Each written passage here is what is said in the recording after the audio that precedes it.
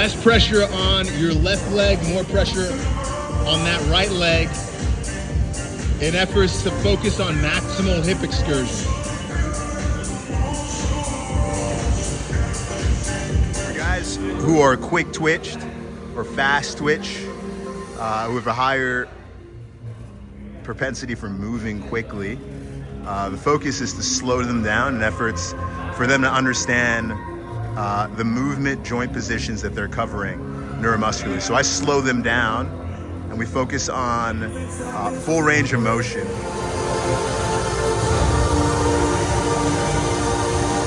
Push off the toe, heel up. There you go.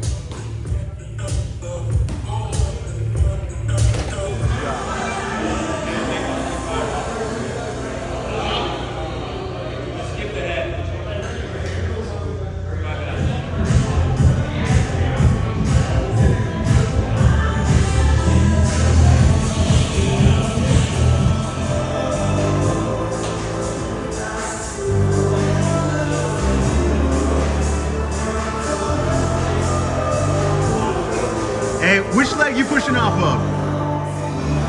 That's something you gotta question yourself. Huh? Nah, so let's think. What leg do you use as braking? Left, right? So this should be a primary opportunity to focus on that braking side and transfer. This is what I mean about being intentional about what you do when you lift. Is to think about in range. In range meaning in the range of movements that you cover on the mount. Yeah. And then we're gonna go out of range. So we're gonna like explore like, hey, if I get out of position, I still got strength to like pull from.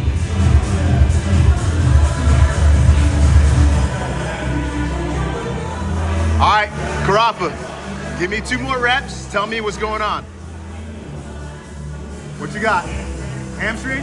Any glute? You got? Okay. You should have some glute activation right there. Yeah, when I go up. When you go up, first stop. Glute, hamstring, calf.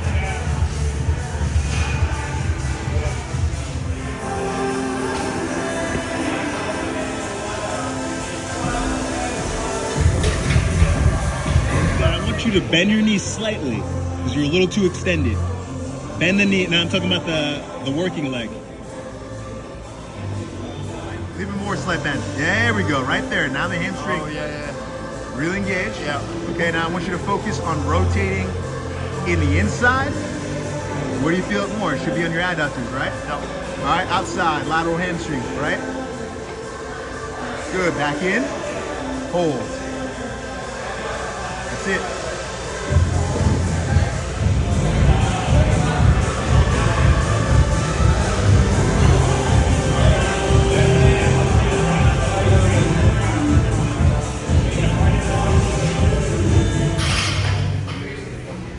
Right-handed pitcher? You use right-handed? Left-handed? Lefty. All right, you can still go through the sequence here too. Scap comes right back. Drop. I'm gonna make it a little bit more challenging for you. Since you're a quick twitch guy, I'm gonna have you go slowly. Bracing the leg. What are you doing with that glove side? There it is. Focus on the scap. Pull it back. There it is.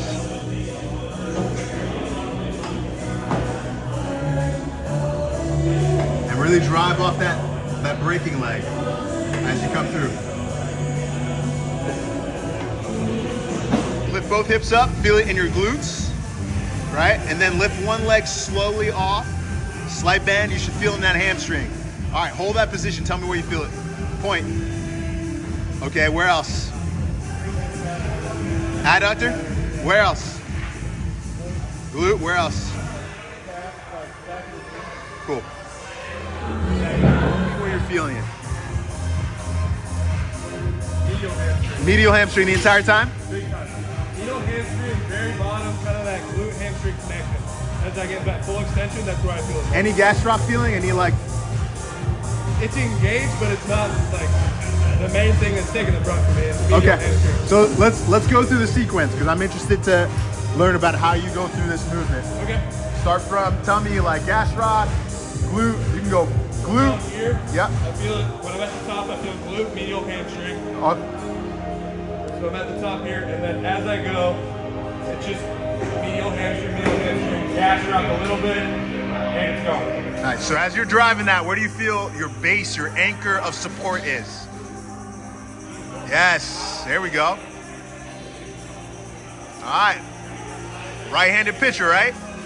Driving that right leg into the ground to extend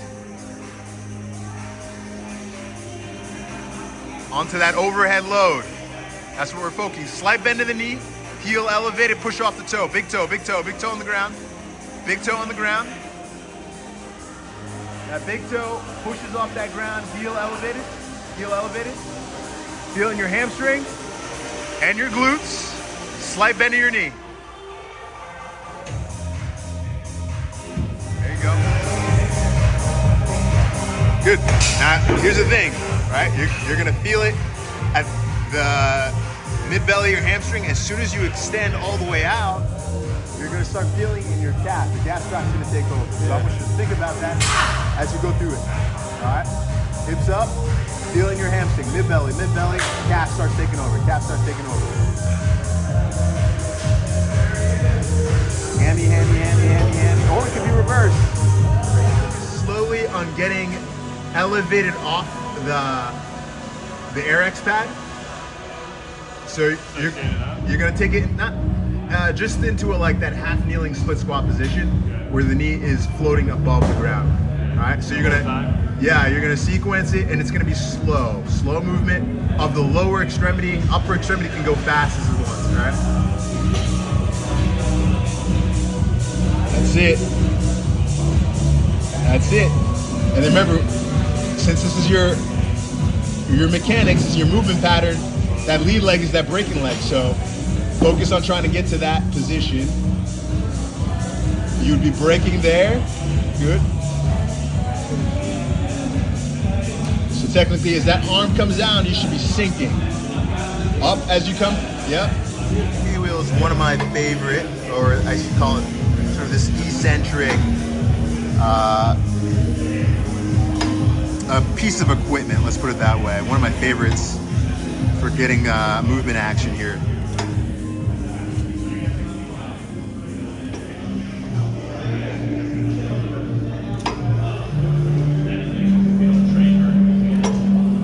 Right? Like, these are your two corkscrews, right? So if I can use the ground, both backside and front side, if I can twist energy down into the ground, that's me using ground force to me, so then I can lock that in, ride it down the slide. Then all I have to do is unwind this corkscrew and wind this one down into the ground. So it's like I'm just going corkscrew down to here, let it transfer up through, comes back down and in. That was a beautiful explanation. To the corkscrew. Versus you'll see a guy like an Otani. And to me, that's a lot of how people are built in their hips. So you have to find that right amount of tension. I call it a mini slip. Like a mini hip slip is all I need to feel. Like right there, that's my hip tension. I'm feeling that back glute, that hamstring is fired, I can drive, go. And then I'm just trying to replicate it on that front side. Just transfer it up the chain. Chin tuck, chin tuck, chin tuck. There it is. Or Tristan Garnett, like based on how their hip structure. Give me a tall spine, Chuck. So yeah, that's good. We can get that rotational element and drive that. So it's going right into that upper extremity movement. Lower extremity starts, finishes in the upper.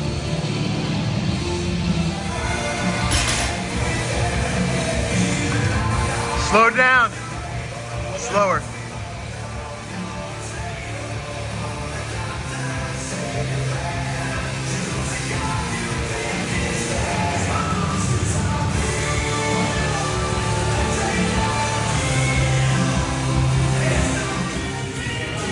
Good. Rotate into it like Rotate.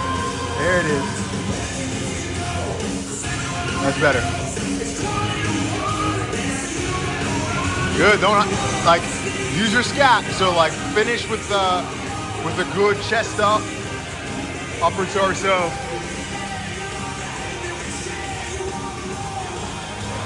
Let's see.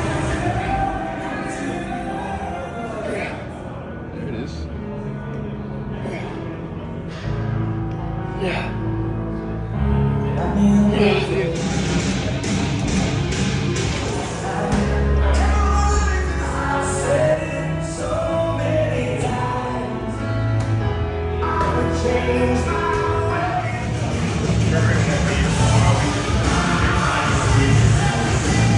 Hip turn is what I want to see. Open that knee out when you come out towards me. Open the knee out. Yeah, there you go.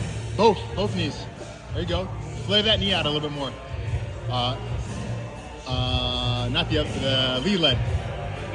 Yeah, right leg. Flare it out. Yep, externally rotate as you come out. As you come out. There we go. Rotate it out.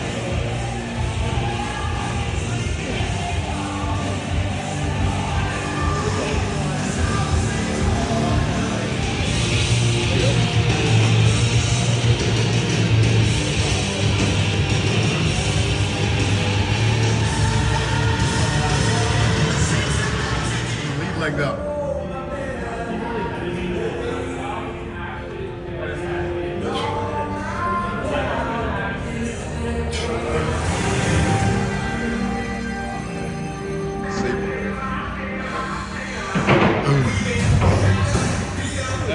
Head up.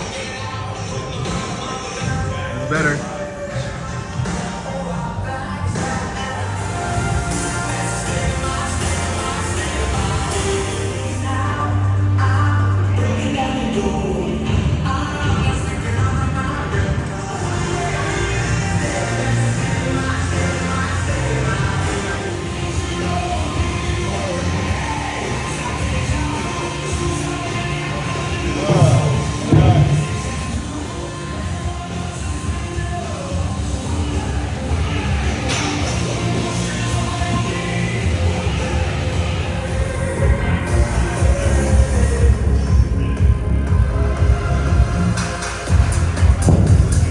Now this phase one calls for isometric pause at the top of the position. Doing a really good job of driving off that inside leg, which in this case is the left side. Hey, most of your weight is on that left leg, right? Yeah.